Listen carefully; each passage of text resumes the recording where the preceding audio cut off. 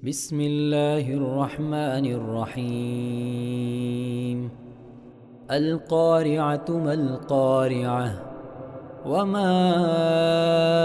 أدراك ما القارعة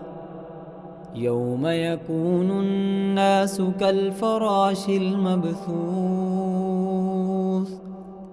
وتكون الجبال كالعهن المنفوش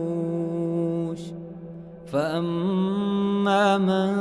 ثقلت موازينه فهو في عيشة راضية